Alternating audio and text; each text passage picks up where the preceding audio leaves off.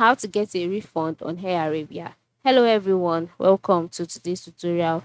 In this tutorial, I will show you how you can get a refund on Air Arabia.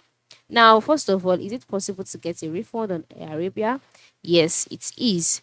But when you cancel your flight, Air Arabia would not return they will not issue a cash return.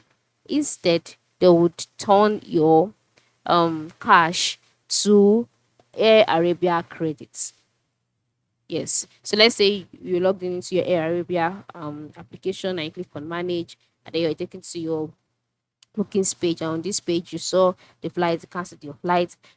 The what will be returned to you would be Arabia credit on your application or on your account. You would not get a cash refund. So the thing is, when those credits have been refunded, you're not at a loss because you can still use it to book for flights for future flights on your Air Arabia account easily.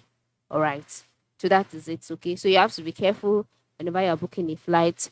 So you don't cancel it. Because by the time you cancel it, you won't get your cash back. Instead, you will get Air Arabia credits, and which you can only use to book flights or make other payments on the Air Arabia sites or platforms.